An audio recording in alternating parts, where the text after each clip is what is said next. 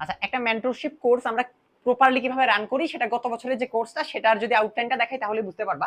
আমরা একদম প্রথম থেকে যদি গ্রুপ ওয়াইজ যাই, আমাদের যে টেলিগ্রাম গ্রুপ সেটার স্ট্রাকচারটা কিরকম দেখো।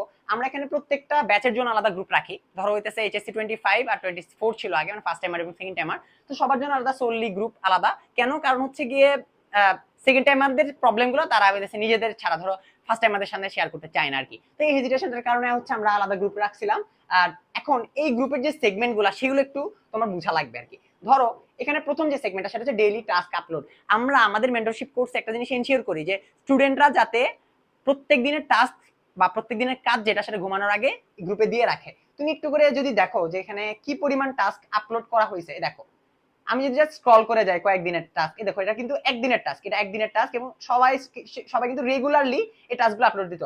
সবাই দিত না যদিও, ধরো হচ্ছে গিয়ে কয়েকজন মিস আউট করতো, কয়েকজন ইরেগুলার ছিল, তাদের ক্ষেত্রে দেখা গেছে যে তারা মানে রেগুলার থাকতে পারে না আর কি। কিন্তু যারা অ্যাকচুয়ালি টাস্কগুলো কমপ্লিট আপলোড দিত তারা অ্যাকচুয়ালি খুব বেশি সাকসেসফুল হয়েছে দেখা যাচ্ছে। ইন কেস অফ প্রিপারেশন, আমি কিন্তু সাকসেস জিনিসটা এভাবে বলি না যে কেউ চান্স পেয়ে গেছে, ঠিক আছে। আচ্ছা তারপর দেখো এইটা হচ্ছে কি ডেইলি টাস্কের যে আমাদের যে সেগমেন্টটা ছিল সেই ডেইলি টাস্কের সেগমেন্টটা। আর ডেইলি টাস্কের পরের যে সেগমেন্টটা ছিল সেটা হইতেছে গিয়ে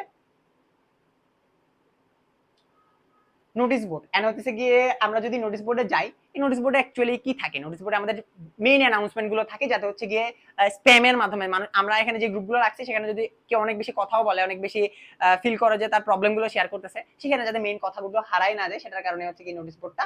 আমরা যদি এর পরে যাই, এই দেখো এখানে আমরা ইউরজোন নামে একটা কথা রাখছি। ইউরজোনের কাজটা হইতেছে এটা যে হচ্ছে এখানে আমরা পড়ালেখা নিয়ে কথা বলবো না, এখানে তুমি যা কিছু নিয়ে কথা বলতে পারো। তোমার ধরো ফিল হয়েছে যে পার্সোনাল কোনো সমস্যা তুমি ফ্যামিলিকে শেয়ার করতে পারছো না, তুমি এখানে শেয়ার করতে পারবা। এই যে ইউর জোন, যেটা পড়ালেখা ছাড়া যে কোনো কিছু, তুমি খেয়াল করে দেখো এখানে কিন্তু যে কথাবার্তাগুলো গেলে কোনোভাবে পড়ালেখার সাথে রিলেটেড না, ঠিক আছে। এই যে কিভাবে ঘুম কন্ট্রোল করবা, কিভাবে সোশ্যাল মিডিয়া অ্যাংজাইটিটাকে কাটাবা, কিভাবে হচ্ছে গিয়ে নিজের কনফিডেন্সটাকে বাড়াবা, এই ধরনের কথাবার্তা হচ্ছে এই যে সেগমেন্টটা সেটাতে আমরা রাখি।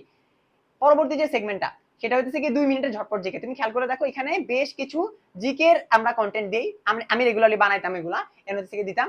এই কন্টেন্ট গুলো কেমন কন্টেন্ট, যে কন্টেন্ট গুলা ধরো তুমি হচ্ছে গিয়ে বইয়ে রেগুলারলি পাবা না, বা হচ্ছে গিয়ে বইয়ে খুব অগোছালো ভাবে দেয়া, এই জিনিসপাতিগুলো আমরা গুছায়ে হচ্ছে 2 মিনিটের একটা, মানে 2 মিনিটে যদি তুমি প্রতিদিন পড়তে পারো সেভাবে হচ্ছে গিয়ে সাজাই দিতাম প্রত্যেকদিন।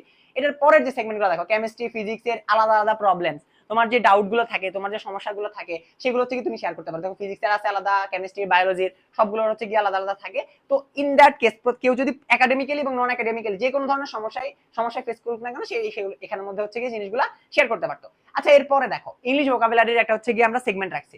ইংলিশ ভোকাবুলারি সেগমেন্টটা কি স্পেসিফিক্যালি আমরা দেখো 57 পর্যন্ত প্রত্যেকটা দিন আমরা ভোকাবুলারি দিতাম। তো এই ভোকাবুলারি গুলো যদি তুমি 2 মিনিট করে দেখে নাও, 5-6টা হইলেও তোমার মাথায় ঢুকবে। এই দেখো আমরা কিন্তু রেগুলার দিতাম, এন্ড এগুলো কিন্তু দিন শেষে ওয়ার্ক করে, 5-6টা ওয়ার্ড হলেও মাথার মধ্যে ঢুকে যায়। এটার পরের যে সেগমেন্টটা সেটা হচ্ছে গিয়ে আমরা টাস্ক দিয়ে রাখতাম। এটাও কিন্তু ইম্পর্টেন্ট। টাস্ক দিয়ে রাখাটা দেখো আমরা বলতাম যে প্রত্যেকদিন এখানে এই কাজটা করবা, বা প্রত্যেকদিন না বলতে পারলো মাঝে মাঝে বলতাম যে হচ্ছে গিয়ে আজকে তোমরা সোশ্যাল মিডিয়া ডিঅ্যাক্টিভেট করে রাখবা, আজকে তোমরা এই অধ্যায়টা শেষ করবা। এই দেখো আমি সবার জন্য টাস্ক দিয়ে রাখছিলাম যে হচ্ছে গিয়ে সবাই বায়োলজির এই চ্যাপ্টার গুলো শেষ করবা, কিছু চ্যাপ্টার মার্ক করে দিছিলাম, শেষ করে হচ্ছে গিয়ে আমাকে জানাবা। এন্ড দিন শেষে আমরা এখানে জিকে প্র্যাকটিসের যে সেগমেন্টটা রাখতাম সেখানে হচ্ছে গিয়ে আমরা রেগুলার কোয়েশ্চেন সলভ গুলো করতাম। মানে আমি রেগুলার হচ্ছে গিয়ে পোলের মাধ্যমে জিকে কোয়েশ্চেন দিতাম, অ্যাটিপিক্যাল যেগুলা সেগুলা। এই গেছে হচ্ছে কোর্সের ওভারঅল কথাবার্তা। এখন আমাদের যেই মেইন ফিচার সেটাতে আসি। মেইন ফিচারটা হইতেছে আমরা ধরো এখানে আমি কিন্তু সিট ফিক্স রাখতাম, 100 জন বা 200 জন হচ্ছে গিয়ে শুধুমাত্র চান্স পাবে, যাদেরকে আমরা 8 জন বা 9 জন মেন্টরের আন্ডারে ফেলতাম এবং প্রত্যেকে আলাদা আলাদা টিম থাকতো। খেয়াল করে দেখো,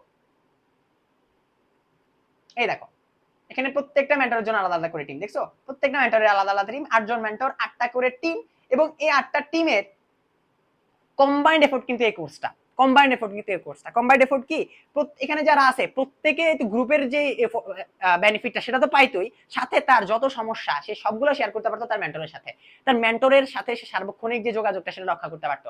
দিনের একটা ফিক্সড টাইমে তার মেন্টর অলওয়েজ তাকে রিপ্লাই দিত এবং অলওয়েজ তার সাথে থাকতো। যে কোনো ধরনের সমস্যা সে মেন্টরকে শেয়ার করতো, এবং মেন্টরও দেখা যেত যে ধরো কেউ ট্র্যাক রেস হয়ে যেতেছে তাকে সুন্দর মতো ট্র্যাক থেকে বের করে আনতো। এটাই মেন্টরশিপ কোর্সের মেইন ফোকাস। এবং দিন শেষে একটা ছোট্ট আউটপুট দেখাবো এই আমাদের কোর্সের ছোট্ট একটা আউটপুট দেখাবো, সেটা হচ্ছে গিয়ে দিস ওয়ান।